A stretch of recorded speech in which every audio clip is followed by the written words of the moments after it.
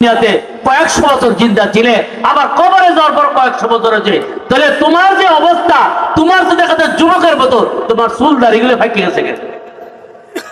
ওই যুবক বলতেছে, আমি যুবক অবস্থায় মারা গেছিলাম, দুনিয়াতে আমি কয়েকশো বছর হায়াত পেয়েছিলাম, আমি কয়েকশো বছর কবরে ছিলাম। আপনি যখন কবরের পাশে দাঁড়াইয়া বলছেন, আমি বলছি কিয়ামত কায়েম হয়েছে, ইসরাফিলের সিংহাবুধি খুব আছে, এখন আমাকে দাঁড়াইতে হবে হাজারের ময়দানে। কারণ আমি যে কয়েকশো বছর আগে মারা গেছি, কয়েকশো বছর কবরে ছিলাম, মৃত্যুর সময় যে আমার কষ্ট হয়েছিল, এই কষ্ট আমি এখনো বলতে পারি নাই। আহারে, এখনো বুঝে আবার কিয়ামতের মাঠে দাঁড়াইয়া আল্লাহর দরবারে দাঁড়াইতে হবে, আবার সব হিসাব দিতে হবে।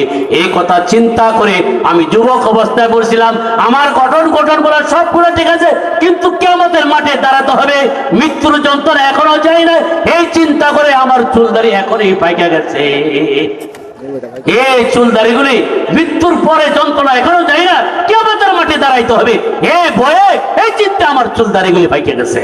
অর্থাৎ মৃত্যু বড় কঠিন, কয়েকশো বছর কবরে থাকার পরও তার মৃত্যুর যন্ত্রণা যায় নাই। এত মৃত্যু আসার আগ পর্যন্ত আমাদের কি করতে হবে? ইবাদত করতে হবে। ইবাদত আল্লাহ ইয়া সাকিনাল কাসরিল মুআল্লা, আল্লাহ ইয়া সাকিনাল কাসরিল মুআল্লা ফাসুদফানু আন করিবিন ফিতুরাব কালিলু উমরিনা ফি দারি দুনিয়া ওয়া মারজিউনা ইলা বাইতিত তুরাব। ও ভাই, তুমি অট্টালিকায় আসো, 10 তলা 20 তলায় আসো, কিছুক্ষণ তোমার মারা যাওয়ার পরে সাথে সাথে তোমাকে কবরে দাফন করা হবে। তোমার দুনিয়ার জিন্দেগি খরচস্থায়ী জিন্দেগি, এই দুনিয়ার পরে তোমাকে কবরে লাশ হয়ে থাকতে হবে, ঠিক না? ঠিক না? এই জন্য মিছে দুনিয়ার মায়া জালে পড়িয়া মরণের কথা গেছো তুমি বলিয়া, যেদিন আজরাইল এসে মারিবে তাবা, রক্ষা পাবে না জান নিবে কারিয়া। ঘুরেছ যতই তুমি বাড়ি গাড়ি, কবরেতে যেতে হবে সবই সারি। হও না তুমি যত বীর পালুয়ান, হও না তুমি যত বীর পালুয়ান, সব কিছু ভেঙে ছুঁড়ে হবে খান খান।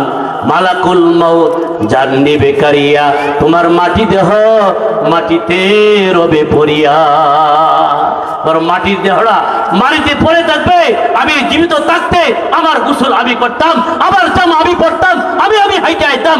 আজকে এমন অবস্থা হয়েছে, আমার জামা আমি পড়তে পারি না, আমার কাপড় আমি পড়তে পারি না, আমি হাইটে আজকে জানাতে হাঁটতে পারি না, আবার অবস্থা এমন হয়ে গেছে। অতএব এই অবস্থা সবার আসবে কিনা? এর আগে ইবাদত বন্দেগী কইয়া আল্লাহকে রাজি করতে হবে। ওয়াবুদ রাব্বাকা হাত্তা ইয়াতিয়াকাল ইয়াকিন, তোমার মৃত্যু আসার আগ পর্যন্ত তুমি রব্বে কারীমের ইবাদত করো। আল কাইয়িসু মান দানা নাফসা ওয়া আমিলা লিমা মালু, বুদ্ধিমন্ত ওই ব্যক্তি যারা মৃত্যুর পরবর্তী জীবনের জন্য ইবাদত করে।